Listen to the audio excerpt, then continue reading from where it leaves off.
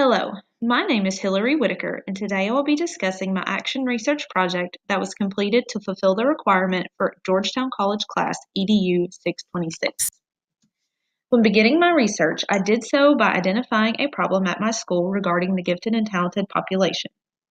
Due to the fact that our school only has one gifted and talented coordinator who also teaches fourth grade, our middle school and high school gifted and talented students are only pulled from class for their pull-out services once a month.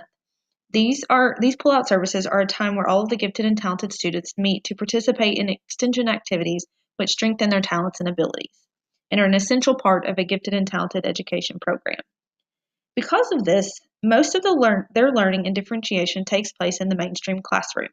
Since this is the case, our teachers must feel confident and be equipped with the knowledge to differentiate their content to meet the needs of these gifted students. This led me to develop an action research study that sought to answer the following question. What effect does professional development regarding differentiation strategies for gifted and talented students have on teacher attitudes and frequency of use of these strategies in the regular classroom? Before conducting my own research, I read a multitude of articles focusing not only on teacher attitudes and perceptions of gifted students, but effective differentiation strategies that can be used in the regular classroom, as well as the effects of professional development on the learning of teachers. In order to begin my research, I obtained permission from my principal to conduct an action research project at my school. My study used both qualitative and quantitative data, making it a mixed method study. I gathered the qualitative data through pre- and post-survey questionnaires that contained both Likert-style questions, as well as questions concerning the number of gifted and talented students each teacher has in their classroom, and the confidence and abilities of the teachers with using differentiation strategies. The data collected in the pre-survey was used to develop a professional development session about differentiation strategies that can be implemented in the mainstream classroom. Classroom observations and teacher interviews were also conducted, as well as a post-survey which was sent to participants to determine if the information presented at the professional development was helpful in boosting their confidence and abilities regarding differentiation.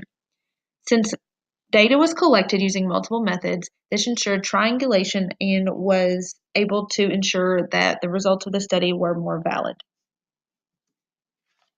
My study consisted of 6 middle school and high school teachers from varying subject areas. These teachers ranged in experience from first-year teachers to more than 6 years' experience. Consent letters were sent through email and returned to me, and each teacher was assigned a number that was used to identify them throughout the study. Electronic data was compiled and saved to my Google Drive where only I had access to it. Any paper forms that were received were kept in a locked filing cabinet in my classroom. At the conclusion of the study, all physical copies of consent forms and other notes that I have taken throughout the study will be shredded and disposed of. I will also delete all of my interview recordings and etc. from my Google Drive. As mentioned before, data was collected in a variety of qualitative and quantitative methods. All participants were sent an initial pre-survey to determine teacher preparedness and confidence in using differentiation strategies for gifted and talented students. As you can see from Figure 4, 66.7% of the participants felt that they only had average knowledge of differentiation strategies, and Figure 5 shows that teachers who participated only had an average confidence level when using these strategies in their classroom. Interviews were also conducted to gather data which further echoed the findings in the pre-survey.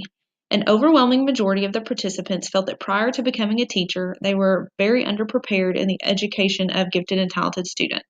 They also felt that a lack of time and access to resources prevented them from feeling confident in implementing effective differentiation strategies. In addition, observations were also conducted prior to the professional development session to determine which teachers were using differentiation in their classroom. When observed, only half or 3 of the 6 teachers showed evidence of differentiation on the day of the observation. After conducting this initial data and presenting the professional development session, a post-survey was administered to the teachers. In the survey, the participants were asked to rate their knowledge of differentiation strategies, their confidence level with implementing the strategies, and whether their frequency of use of differentiation had increased since the professional development. I received feedback from 5 of the 6 teachers, and their findings are presented in Figures 7 and 8 in my poster. All participants submitting the data or submitting the post-survey showed an increase in confidence levels and abilities and their knowledge from attending the PD session. 80% of them rated their confidence and abilities as well as their knowledge of differentiation a 4 out of 5, and one participant even said that they would rank both of these areas a 5 out of 5. In addition, all participants submitting post-survey data reported that their frequency of use of differentiation had improved since the professional development. As can be seen in the data analysis section, all participants rated their pre-PD knowledge and competence with implementing differentiation as below average or average. The interviews conducted also revealed that an overwhelming majority of participants felt extremely underprepared to meet the needs of our gifted and talented students before stepping foot in the classroom. A couple of the participants had gone through alternative certification processes, which contributed to this result, but even those who had gone through traditional teacher certification echoed these feelings. Since becoming a teacher, most of the participants shared that they had taken steps to become more educated about differentiation, but still felt it wasn't enough to make them fully confident with differentiation. After conducting the professional development and analyzing this post-survey data, it was evident that the session improved the knowledge and confidence of all participants, even though most still felt there was more they could learn. As mentioned before, I also learned that all participants said their frequency of use of differentiation strategies had improved since the professional development. However, post-professional development classroom observations would have needed to have been done to collect more definitive data in this area.